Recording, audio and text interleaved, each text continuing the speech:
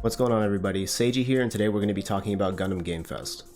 Never heard of it? Not surprised. I'm pretty sure this is the first time Bandai has ever done it. Gundam Game Fest was an official Bandai Namco livestream that took place last Thursday on May 26th and gave us news on all the upcoming Gundam games. I'm here to give you guys a quick summary of the news as well as my thoughts. The first game they covered was SD Gundam Battle Alliance. Battle Alliance is a new action RPG that will be playable on PlayStation, Xbox, Switch, and PC. In this game, you intervene in different points of various Gundam timelines that are being distorted. The break phenomenon is causing history to change, and characters from other universes are being transported where they don't belong. An example that was shown in the trailer was Ramba Rao's attack on the White Base from the original 0079 story, but instead he's replaced with Mika and the Gundam Barbaros from Gundam Iron-Blooded Orphans. When you successfully complete a break mission, you are then able to challenge the true mission, where the story unfolds as it did in canon. You take on these missions in a team of 3, either with your friends through online co-op or with the computer. You can develop new suits by acquiring capitals and blueprints in missions, and upgrade your unit's stats as well as add expansion parts. Each unit also has its own unique special attack for some flashy big damage.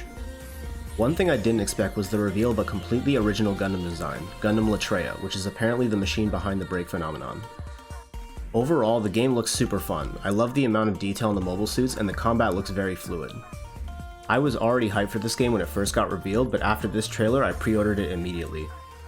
Speaking of which, Bandai also let us know what bonuses you get for pre-ordering.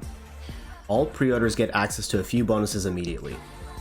The first is the SD Gundam World Sangoku Soketsuden pack, which includes the Liu Bei Unicorn Gundam, Cao Cao Wing Gundam, and Sun Jian Gundam Astray. The second is the early release of the original RX-78 Gundam and the MS Research Support Start Dash pack, which I'm assuming are upgrade materials. The third and fourth are the Night Gundam and Musha Gundam. There's also a season pass that includes additional unit and scenario packs that you can see on screen here, as well as more upgrade materials. And if you pre-order the deluxe edition, you get all the pre-order bonuses, the season pass, and the Command Gundam as a bonus unit. They ended this portion of the stream by giving us a release date for the game, which will be coming out on August 25th this year. Second in the lineup was Gundam Evolution. I'll be honest, not a lot of news here. I think people were hoping for more information on what kind of suits we would get as DLC or something like that, but they just showed a trailer and explained the 3 game modes. The main takeaway from this segment of the stream was the announcement of the console beta test, which will be held from June 23rd to June 28th. There are 2 application periods, one from May 26th to June 12th and another from June 12th to June 25th. Not sure why it's split up like that, but you can apply by going to the Gundam Evolution official website. They do also let you apply for multiple consoles if you own more than one and want to maximize your chances of getting in. Next up was Gundam Battle Operation 2, everyone's favorite gacha. No news on the second PC beta test unfortunately, but I feel like someone mentioned to me that they announced beforehand that the stream was going to focus on the console version. Either way, they showed off the new map Supply Depot as well as the Delta Plus, which was the banner mobile suit that had come out the day before the stream. They also revealed that the Kshatriya will be added to GBO2, and as of the writing of this video, its banner just went live yesterday. A lot of people are speculating that since we got the new Gundam in Sazabi for the 3-year anniversary last year, that we'll be getting the Unicorn Gundam for the 4-year anniversary this summer. Although this wasn't officially confirmed in the stream, the fact that we have around 5 suits from Unicorn in the game already makes me think it's pretty likely. And finally, Bandai threw a curveball at us and announced a new mobile Gundam game, SD Gundam G Generation Eternal. In case you weren't aware, at the beginning of May, Bandai trademarked the name G Generation Eternal, which most people correctly assumed meant the next game in the turn-based strategy series.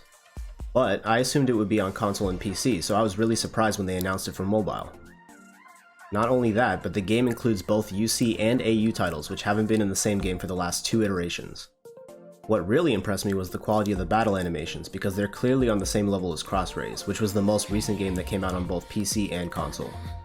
I won't lie, I'm pretty excited for this game because I've been playing the G Generation games for around 15 years now, and I've always wanted one on mobile. However, I am approaching this with a somewhat cautious optimism. I don't want to assume too much, and I'd like to reserve any judgment until we know more, but I do have a couple of concerns. First off is how the game will run on mobile. It'll probably take up a decent amount of space, but what I'm mainly talking about is the quality of the animations. Those battle scenes use 3D models and the actions are very fluid, again, just like Crossrays. And when Crossrays came out on Nintendo Switch, many people complained about frame rate drops during animations and occasional crashes. However, I shared this concern when I was doing my live reaction on Twitch, and my friend Stretch informed me that most smartphones are more powerful than a Switch, so maybe I'm worrying for nothing. Plus, I'm sure that since they've decided to develop it for mobile, they'll be optimizing it accordingly. My second concern, and this is the big one that many people have, is the possibility of this game being a gacha or containing gacha elements. It's been confirmed that the game is free to play with in-app purchases, which has naturally led some people to assume that it will include gacha mechanics. I believe one of my Twitter followers even pointed out that the hiragana in one of the promotional images actually says gacha, but I'm not 100% sure. Either way, these are my thoughts. I personally don't mind gacha games. I play GBO2 and Gundam Breaker Mobile myself. My concern is that I don't want gacha mechanics to overshadow the core G-Generation experience. For those of you who have never played a G-Gen game before, there are many ways for you to acquire new units. You can level up your units to develop them, which is kind of like evolving a Pokemon. You can design a new unit by combining two existing ones, you can exchange your unit for another, and you can even capture units from enemy warships and stages. I wouldn't want to see these options replaced with a gacha system where you're forced to pull for new units.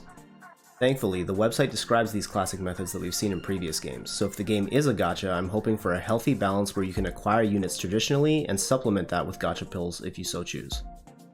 G-Generation Eternal will have a closed beta test, but we don't know anything else just yet. And that's everything.